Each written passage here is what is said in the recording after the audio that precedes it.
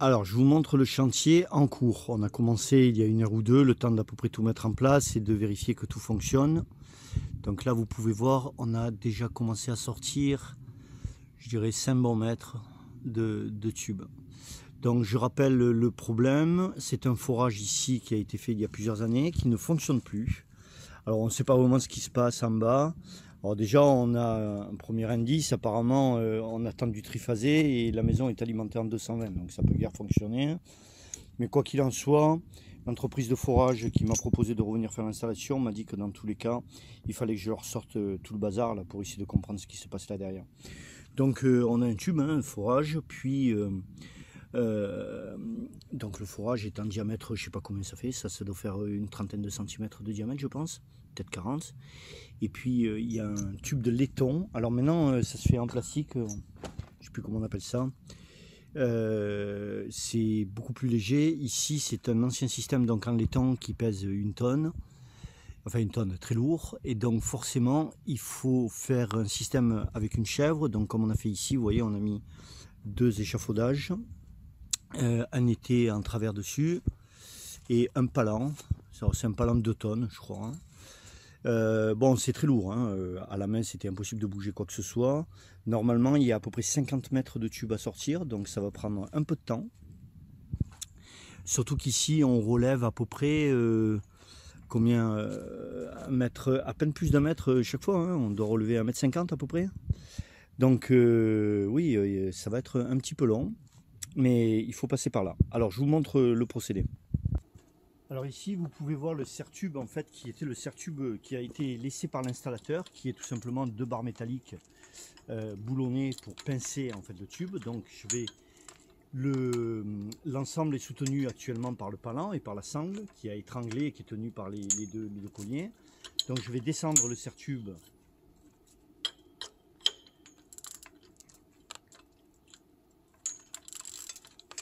Alors je déverrouille.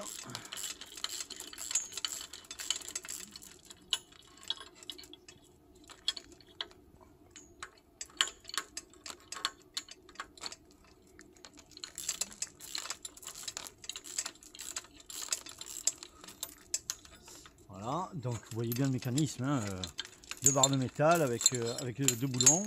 Alors je descends, enfin je recule la caméra pour que vous puissiez voir. Donc je la redescends au plus bas. Je vais faire ce tube en plastique sur le côté. Ici on a mis 2 barres en travers pour servir de support. Je rebloque mon serre-tube.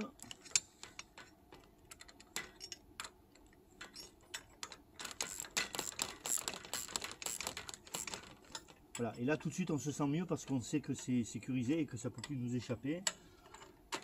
Hop.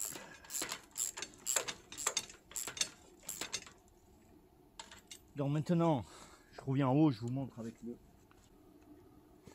Alors le palan, lui, tient avec une simple sangle qui étrangle le tuyau. Donc il faut que je le desserre un peu, évidemment. Que je le fasse un petit peu redescendre. Voilà, donc là, il va relâcher sa pression.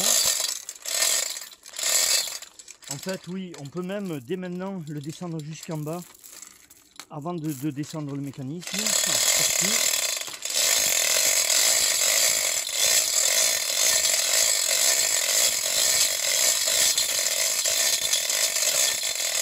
Alors, comme j'y suis là, je vous montre parce que la caméra est dessus. Ensuite, regardez, je vais desserrer mes 2 serre-flex ici.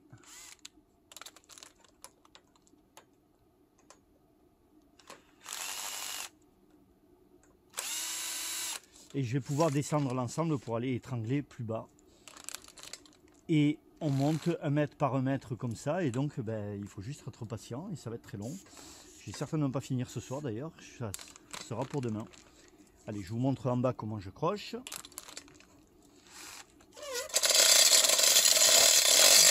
je descends crocher jusqu'en bas.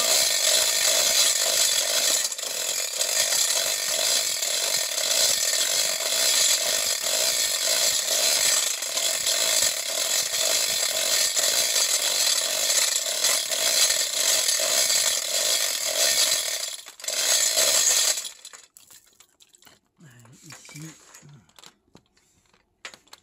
voilà, j'ai le coulant qui est prêt à repartir. Je descends mes deux colliers. Voilà, je resserre le tout.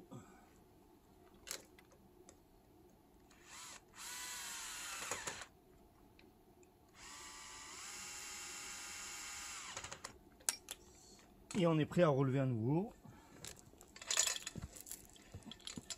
Donc on part avec le talent.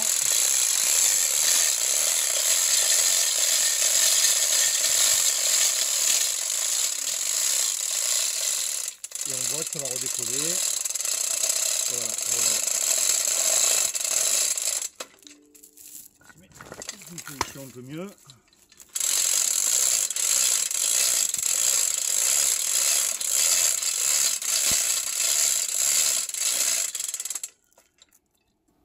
Voilà, vu de loin, donc on monte le talent.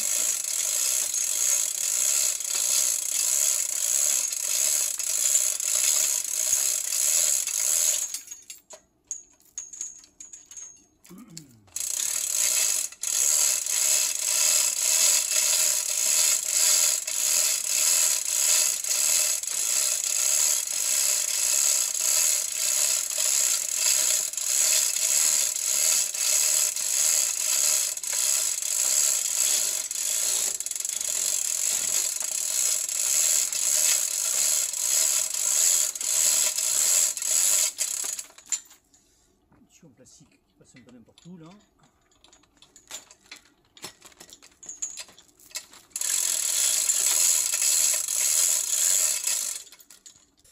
Bon, vous avez compris le principe, hein. Donc à partir de maintenant, je vais tout redesserrer ici, tout redescendre et remonter 1 mètre par mètre, enfin 1,50 m je dirais. Bon là on commence à avoir une sacrée longueur de tube qui a été sortie. Normalement les tubes devraient faire 6 mètres. Ah ben oui, le raccord est là.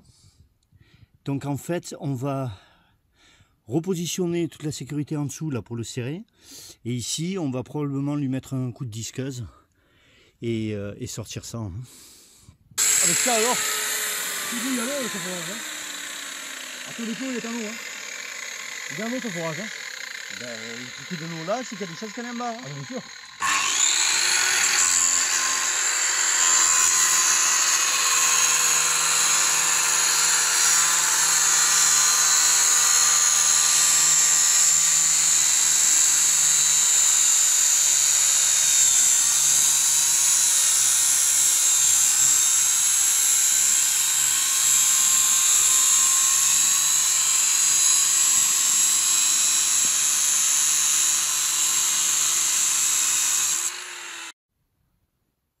Et voilà, la pompe est sortie. Alors finalement, hier, on a prolongé un petit peu dans la nuit avec les lampes frontales sur la tête. Et puis, on est allé jusqu'au bout. Donc, on a sorti la pompe. Et vous voyez le dernier segment que j'ai retiré avec au bout le serre-tube que vous avez pu voir dans les vidéos précédentes. Alors, l'enregistrement de... Quand on a mis le coup de disqueuse pour couper le disque était un peu foireux là juste avant parce que je tenais le tube. Merci tonton d'ailleurs hein, pour toute l'aide apportée. C'est toujours mieux d'avoir quelqu'un qui vous assiste et qui l'a déjà fait, c'est plus rassurant. Alors on a sorti à peu près 50 mètres de tubes. Hein. Alors je vous montre les tubes qui sont posés tous en vrac là. Donc on les a sortis morceau par morceau, coupés à la disqueuse. Et bon, si vous faites le tout, il y a un peu moins de 50 mètres. Il doit y avoir 45 mètres en tout à peu près. Bon, et ça va jusque là-bas, quoi. Au bout là-bas. Donc voilà, un sacré chantier. Alors l'excellente nouvelle, c'est que il semblerait bien que la flotte soit en bas du puits. Bonjour Sparrow, ça c'est mon chat. Et puis, alors bon, on en est à peu près certain. Hein. Alors je vais quand même vérifier en descendant au bout d'une corde. Une petite bouteille à moitié remplie de gravier, elle va se remplir d'eau et là je vais la remonter. Mais bon, vu toute la flotte qu'on s'est pris dans la tronche quand on a passé les coups de disqueuse et sur les derniers mètres de tube, on est à peu près certain qu'il y a de l'eau.